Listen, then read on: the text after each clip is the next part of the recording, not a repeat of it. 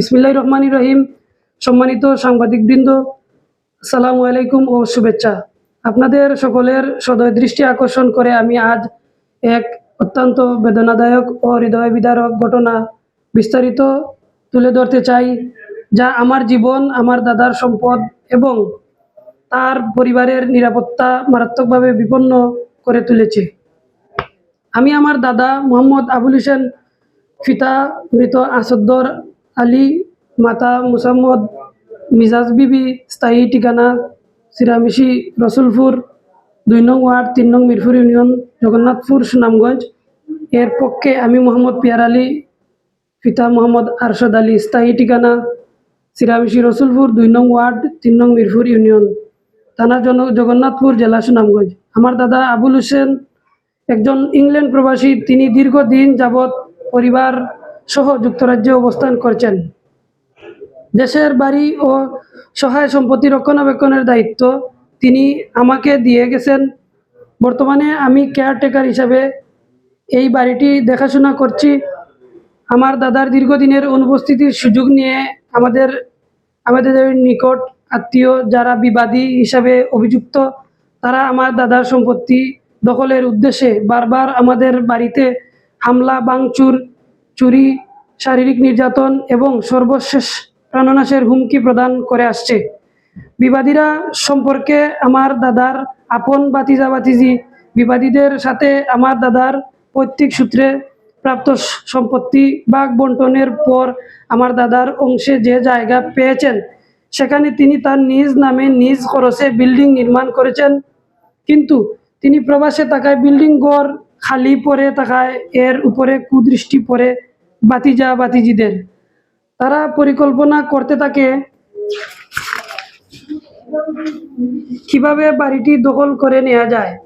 এ নিয়ে তারা বিভিন্নভাবে ষড়যন্ত্র করতে থাকে এবং সুযোগ খুঁজতে থাকে বাড়িটি দখল নেয়ার। আবুল হোসেন 2018 ইংরেজি তিনি তার নিজ বিল্ডিংয়ে নির্মাণ করার আগে তার ভাতিজা ভাতিজিদের নিজ খরচে আধা পাকা ঘর নির্মাণ করে দিয়েছেন। উদ্দেশ্য, ভাতিজা ভাতিজি নিম্ন আয়ের মানুষ, তাই তিনি নিজ খরচে তাদের ঘর নির্মাণ করে দেন। এছাড়াও আবুল হোসেন 2 ভাতিজাকে স্বাবলম্বী হওয়ার জন্য তিনি নিজ খরচে 2টি সিএনজি গাড়ি কিনে দেন।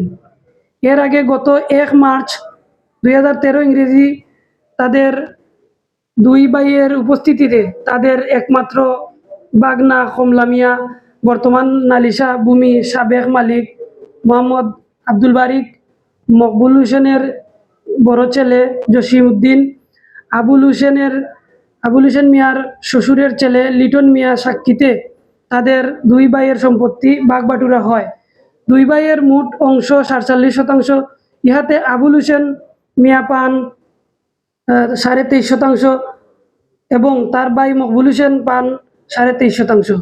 একই দাগে মোট জায়গার পরিমাণ 70 শতক জায়গা রয়েছে। তারা 2 ভাইয়ের মাঝখানে থাকা বাকি 23% জমির মালিক আবাব হোসেন। কিন্তু বাটুরা নামা বহাল থাকার পরেও মীমাংসিত বিষয় নিয়ে বিবাদীরা কিসের ভিত্তিতে বাড়ি দখল করার সাহস পায়, বিষয়টি আমাদের বোধগম্য হচ্ছে না। অন্যদিকে আমার দাদা তার ভাতিজি নাজমা বেগমকে নিজ খরচে বিবাহ দিলেও স্বামীর সাথে তার বনাবনি না হওয়ায় ভাতিজির সংসার যাতে ভেঙে না যায়, এতে করে তিনি তার ভাতিজির স্বামীকে একটি নোয়া গাড়ি কিনে দেন। আজ সেই ভাতিজি ভাইয়ের সাথে মিলে ষড়যন্ত্র করে আমার দাদা আবুল হোসেনের বাড়ির দখলের পায়তারা করছে। এদিকে জয়নাল, তার ভাই জসিম এবং তার বোন জামাই আব্দুল আলী চক্রটি দীর্ঘদিন ধরে মিথ্যা ও উদ্দেশ্য প্রণীত মিথ্যা মামলা দিয়ে আমাদের হয়রানি করে আসছে। বিবাদীগণ হচ্ছে মোহাম্মদ জসিম উদ্দিন, পিতা মোহাম্মদ মকবুল হোসেন, 2 জয়নাল হোসেন, পিতা মৃত মকবুল হোসেন, 3 রিনা বেগম পরি, স্বামী মৃত মকবুল হোসেন। অন্যান্য বিবাদীগণ হলেন আব্দুল আলী, নাজমা বেগম, নাজমিন বেগম ও জেসমিন বেগম। গত 24 ডিসেম্বর 2024 তারিখ বিকাল আনুমানিক ৩টা ৩০ মিনিটে উক্ত বিবাদীগণ দেশীয় অস্ত্রশস্ত্র সংবদ্ধভাবে আমার দাদার বাড়ির উঠানে জবরদস্তি প্রবেশ করে আমাকে মারধর করে। এই সময় ৩ নং বিবাদী রিনা বেগম অন্যান্যদের নির্দেশ দেন, শালারে জানে মাইরা ফালা, গড় দখল কইরা নে। এই নির্দেশে ১ ও ২ নং বিবাদী লাঠি দিয়ে পিটিয়ে আমাকে রক্তাক্ত জখম করে এরপর ঘরে ঢুকে আসবাবপত্র ভাঙচুর করে প্রায় ৫০,০০০ টাকার ক্ষতিসাধন করে। আমার দাদা গত এপ্রিল মাসে দেশে ফিরে নিজ বাড়িতে প্রবেশ করতে গেলে বিবাদীগণ বাধা প্রদান করে। স্থানীয় গণ্যমান্য ব্যক্তিদের সহায়তায় তিনি কোনোরকম বাড়িতে প্রবেশ করে দেখেন বিবাদীরা পূর্ব থেকেই বিভিন্ন এবং ৩টি রুম দখল করে বসবাস করে এবং ঘরে থাকা নিম্নোক্ত মূল্যবান মালামাল লুট করে নিয়ে গেছে।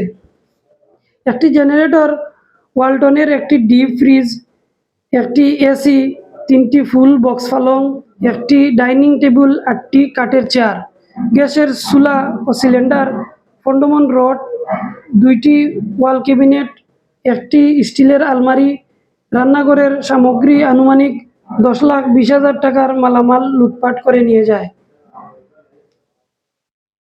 গত ৬ মে ২০২৫ ইংরেজি তারিখ রাত আনুমানিক ৩টা ২০ মিনিটে আমার দাদা নিজ স্বয়ংকক্ষে ঘুমন্ত অবস্থায় থাকাকালে বিবাদীগণ ঘরে প্রবেশ করে আমার দাদাকে ঘুম থেকে জাগিয়ে ব্যাপক মারধর করে।